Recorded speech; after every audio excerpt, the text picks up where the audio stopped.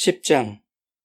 에스라가 하나님의 성전 앞에 엎드려 울며 기도하며 죄를 자복할 때에 많은 백성이 크게 통곡하매 이스라엘 중에서 백성의 남녀와 어린아이의 큰 무리가 그 앞에 모인지라. 엘람 자손 중 여히엘의 아들 스가냐가 에스라에게 이르되 우리가 우리 하나님께 범죄하여 이 땅 이방 여자를 맞이하여 아내로 삼았으나 이스라엘에게 아직도 소망이 있나니 곧 내 주의 교훈을 따르며 우리 하나님의 명령을 떨며 준행하는 자의 가르침을 따라 이 모든 아내와 그들의 소생을 다 내보내기로 우리 하나님과 언약을 세우고 율법대로 행할 것이라. 이는 당신이 주장할 일이니 일어나소서 우리가 도우리니 힘써 행하소서 하니라. 이에 에스라가 일어나 제사장들과 레위 사람들과 온 이스라엘에게 이 말대로 행하기를 맹세하게 하매 무리가 맹세하는지라.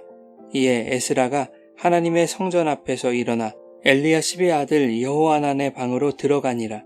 그가 들어가서 사로잡혔던 자들의 죄를 근심하여 음식도 먹지 아니하며 물도 마시지 아니하더니 유다와 예루살렘에 사로잡혔던 자들의 자손들에게 공포하기를 너희는 예루살렘으로 모이라.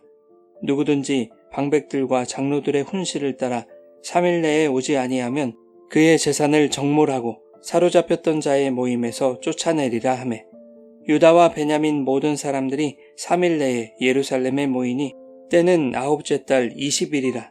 무리가 하나님의 성전 앞 광장에 앉아서 이 일과 큰 비 때문에 떨고 있더니 제사장 에스라가 일어나 그들에게 이르되 너희가 범죄하여 이방 여자를 아내로 삼아 이스라엘의 죄를 더하게 하였으니 이제 너희 조상들의 하나님 앞에서 죄를 자복하고 그의 뜻대로 행하여 그 지방 사람들과 이방 여인을 끊어버리라 하니 모든 회중이 큰 소리로 대답하여 이르되 당신의 말씀대로 우리가 마땅히 행할 것이니이다.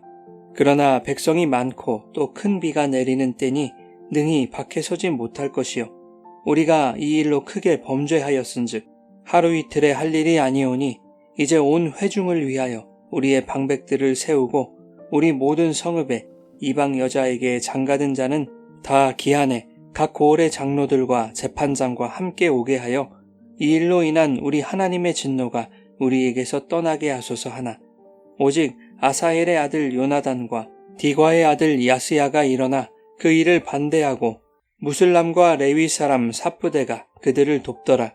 사로잡혔던 자들의 자손이 그대로 한지라. 제사장 에스라가 그 종족을 따라 각각 지명된 족장들 몇 사람을 선임하고 10째 달 초하루에 앉아 그 일을 조사하여 첫째 달 초하루에 이르러 이방 여인을 아내로 맞이한 자의 일 조사하기를 마치니라. 제사장의 무리 중에 이방 여인을 아내로 맞이한 자는 예수아 자손 중 요사닥의 아들과 그의 형제 마아세야와 엘리에셀과 야립과 그달랴라.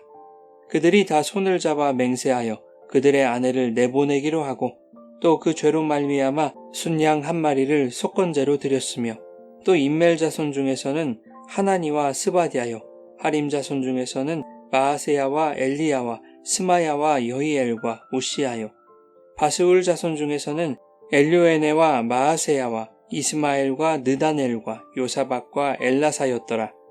레위 사람 중에서는 요사박과 시므이와 글라야라 하는 글리다와 부다히야와 유다와 엘리에셀이었더라. 노래하는 자 중에서는 엘리아십이요 문지기 중에서는 살룸과 델렘과 우리였더라. 이스라엘 중에서는 바루스 자손 중에서는 라мя와 이시야와 말기야와 미야민과 엘리아살과 말기야와 브나야요 엘람 자손 중에서는 마따냐와 스가랴와 여히엘과 압디와 여레목과 엘리야요 사뚜 자손 중에서는 엘료에네와 엘리아십과 마따냐와 여레목과 사박과 아시사요 베베 자손 중에서는 여호하난과 하나냐와 삽베와 아들레요 바니 자손 중에서는 무슬람과 말룩과 아다야와 아sup과 스알과 여레못이요 바한 모압 자손 중에서는 안나와 글랄과 브나야와 마아세야와 마따냐와 브살렐과 빈누이와 므낫세요 하림 자손 중에서는 엘리에셀과 이시야와 말기야와 스마야와 시므온과 베냐민과 말룩과 스마랴요 하숨 자손 중에서는 마뜨네와 마따따와 사밧과 엘리벨렛과 여레메와 므낫세와 시므이요. 바니 자손 중에서는 마아데와 아므람과 우엘과 브나야와 베드야와 글루히와 와냐와 무레목과 에리아십과 마따냐와 마뜨네와 야하수와 바니와 빈누이와 시므이와 셀레미아와 나단과 아다야와 막나드베와 사세와 사레와 아사레엘과 셀레미아와 스마리아와 살룸과 아마랴와 요셉이요. 느보 자손 중에서는 여이엘과 마띠디야와 사밧과 스비네와 이또와 요엘과 브나야더라. 이상은 모두 이방 여인을 아내로 맞이한 자라. 그 중에는 자녀를 낳은 여인도 있었더라.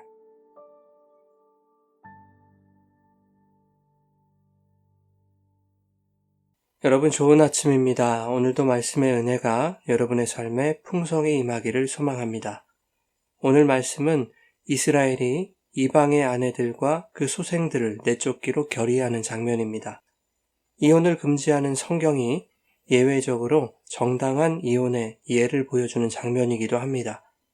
성경에서 이혼을 금지하는 것은 하나님이 짝지어 주신 것을 사람이 나누지 못한다는 의미이죠.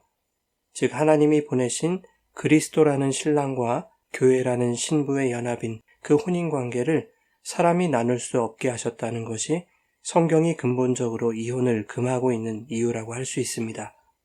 그런데 이스라엘 백성들은 이방 여인들과 통혼하여 이방의 신들을 섬김으로 영적 간음을 저질렀기 때문에 하나님과의 관계를 깨뜨린 그 원인을 제공한 이방 여인들과의 관계를 끊음으로써 다시 하나님과의 관계를 회복하는 영적 혼인이 이루어질 수 있게 되는 것이죠.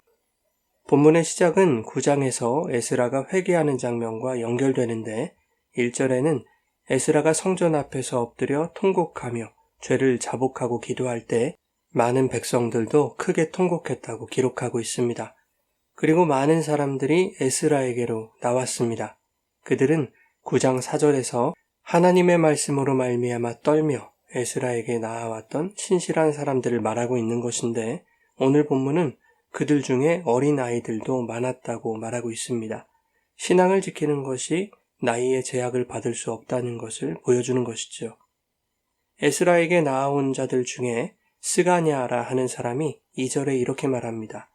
우리가 하나님께 범죄하여 이방 여자를 맞이하여 아내로 삼았으나 이스라엘에게 아직 소망이 있습니다. 믿음은 절망 중에 인간의 불가능과 한계를 보는 것이 아니라 하나님께 소망을 두는 것임을 말하고 있는 것이죠. 그런데 무턱대고 하나님을 기대하는 것이 아니라는 것을 3절이 보여주고 있습니다. 그 소망은 내 주의 교훈을 따르며 우리 하나님의 명령을 떨며 준행하는 것에 있다는 것입니다. 우리의 죄가 무엇인지 깨달아 말씀에 따라 그것을 끊어내고자 하는 결단과 행함이 수반되어야 한다는 것입니다. 그것은 곧 이방의 아내들과 그들의 소생들을 다 내보내고 하나님과 언약을 세워 하나님의 율법대로 행하는 것이라고 3절에 스가냐가 말하고 있는 것이죠. 그리고 스가냐는 이것이야말로 에스라가 주장해야 할 일이라고 조언합니다. 그러나 오랜 세월 함께 살아온 아내들을 내보낸다는 것은 쉬운 일이 아니었을 것입니다. 특히 아내들과의 관계 속에서 태어난 자식들을 내친다는 것은 얼마나 괴로운 일이겠습니까? 그럼에도 불구하고 이방의 아내와 자식이 하나님과의 깨진 관계의 증거라면 하나님과의 관계의 회복을 위해서 반드시 끊어내야 하는 것이죠. 이것을 통해 교훈하고 있는 것은 하나님의 말씀을 어기는 죄와 불순종의 대가가 이토록 아프고 혹독한 것임을 말하고 있는 것입니다. 그럼에도 불구하고 그 혹독한 고통을 치러내야만 거기에 소망이 있다는 것이죠. 에스라는 자신에게 나아온 수많은 어린 아이들에게 감동했을 것입니다. 또한 신실한 사람들과 스가냐의 말에 마음을 다잡게 되었을 것입니다. 뿐만 아니라 4절에 에스라에게 나아온 사람들이 자신들이 돕겠으니 힘써 행하라고 권면하는 말에 용기를 얻었을 것입니다. 5절에 에스라는 통곡과 회개의 자리에서 일어나 제사장들과 레위 사람들과 온 이스라엘에게 스가냐의 말대로 행하기를 맹세하게 합니다. 그러자 무리가 그렇게 할 것을 맹세하죠. 그리고 에스라는 개혁을 행하기에 앞서 금식한 후에 비로소 유다와 예루살렘 자손들에게 3일 안으로 예루살렘에 집결할 것을 공포합니다. 만일 3일 내에 오지 않으면 재산을 정몰하고 유다 공동체에서 쫓아낼 것이라고 강경한 입장을 취하고 있죠. 이러한 에스라의 엄격한 태도는 하나님께 범죄한 대가가 이방의 아내와 자식을 버려야 할 만큼 중대한 것인 만큼 인정으로 봐줄 수 있는 것이 아니라는 것입니다. 아내와 자식을 버리지 않는 자들은 유다 공동체에서 버림받게 될 것이라는 것을 강조하고 있는 것이죠. 9절에 유다와 베냐민 모든 사람들이 3일 내에 예루살렘 성전 앞 광장에 모였습니다. 그런데 이때 큰 비 때문에 사람들이 떨었다고 기록하고 있죠. 백성 전체가 3일 내에 모여야 한다는 강력한 지시로 모이게 된 심상치 않은 상황에서 때마침 내리는 큰 비로 인해 백성들이 두려워 떨었던 것입니다. 하나님의 말씀으로 말미암아 떨었던 신실한 자들과는 사뭇 다른 모습이죠. 백성들이 큰 비로 두려워 떨고 있을 때 신실한 자들은 소망으로 넘쳤을 것입니다. 그 비를 하나님의 은혜의 단비로 여겼을 것입니다. 큰 비가 천재지변으로 변해 우리에게 재앙으로 덮일 수도 있다고 여기는 자들과 하나님의 은혜의 단비로 이제 우리의 죄가 씻길 것이라는 기대와 소망을 가진 자들이 예루살렘 성전 광장에 함께 모여 있다는 것이죠. 이것은 오늘날 교회에 있어 두려운 이야기일 수도 있습니다. 하나님의 백성이라고 모인 예배당 안에 전혀 다른 두 마음이 함께 있다는 것이죠. 알곡과 가라지가 한밭에서 자라듯이 어떤 이는 도둑이 재발저리듯이 자신의 불순종으로 인해 하나님께 재앙을 받게 되지 않을까로 떨고 있는가 하면 어떤 이들은 자복하고 회개하는 마음으로 주님의 용서와 은혜를 소망하고 있는 것입니다. 그래도 희망적인 것은 하나님의 말씀에 떨며 은혜를 사모하고 회복을 소망하는 자들이 함께 있기에 공동체 안에 하나님의 긍휼과 은혜가 임한다는 것입니다. 드디어 제사장 에스라는 자리에서 일어나 백성들에게 명령합니다. 너희가 범죄하여 이방 여자를 아내로 삼아 이스라엘의 죄를 더하게 하였으니 이제 너희 조상들의 하나님 앞에서 죄를 자복하고 그의 뜻대로 행하여 그 지방 사람들과 이방 여인을 끊어버리라. 이에 회중이 큰 소리로 대답합니다. 우리가 마땅히 행할 것이니이다. 에스라의 이 명령이 중요한 것은 이방 사람들과 이방 아내를 내보내라는 그 내용이 중요하기도 하겠지만 무엇보다 중요한 것은 그것이 하나님의 뜻이라는 것입니다. 너희는 하나님의 뜻대로 행하라는 것이 이 명령의 핵심인 것이죠. 그런데 15절에 보면 에스라의 명령을 반대하는 사람들이 있었습니다. 어디를 가나 영적 지도자와 공동체의 결의에 반대하는 사람들이 있습니다. 물론 개인의 의견에 반대할 수는 있겠지만 영적 권위와 공동체에게 주신 하나님의 뜻에 반대한다는 것은 그것이 자신의 개인적인 감정이나 이익에 지장을 주는 것이기 때문입니다. 본문에서 에스라의 명령에 반대하는 자들이 특별히 악했을 것이라고 보지는 않습니다. 왜냐하면 그들은 아내를 버리고 자식을 버려야 하는 일을 받아들일 수 없었던 것일 수도 있습니다.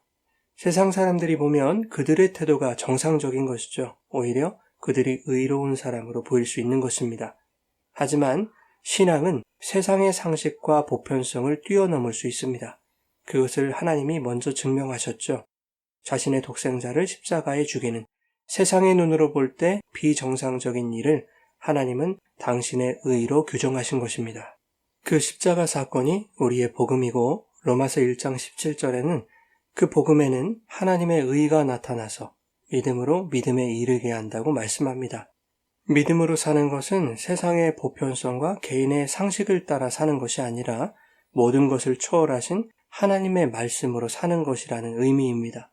그러므로 공동체와 영적 권위의 결정은 개인의 인간적인 아픔과 희생을 수반하더라도 따라야 하며 그것을 따르게 될 때 결국 하나님의 의로우심을 경험할 수 있게 되는 것입니다.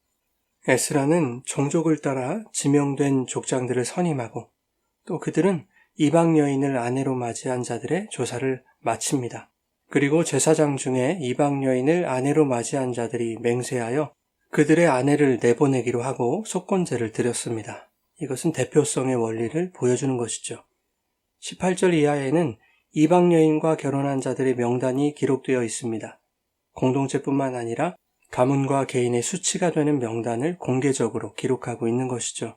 이 기록으로 에스라서가 마무리되고 있는 것은 하나님의 뜻을 어긴 이 통혼이 이렇게 수치스러운 기록으로 남겨야 할 만큼 무거운 죄라는 것을 상기시킬 뿐만 아니라 하나님 앞에 죄는 어떠한 상황에서도 숨길 수 없다는 것을 보여주는 것입니다.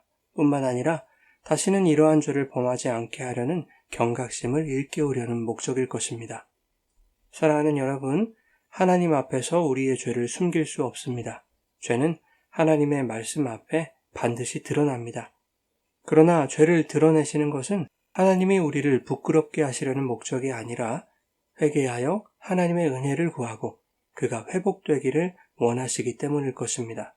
오늘 우리의 삶이 말씀에 비추어 부끄러운 모습이라면 하나님께 숨김없이 자복하고 회개함으로 용서를 구하고 우리에게 새로운 삶을 열어주실 주님의 은혜를 소망하며 다시 하나님의 말씀대로 살아가는 순종의 자리로 나아갈 수 있기를 예수님의 이름으로 축원합니다.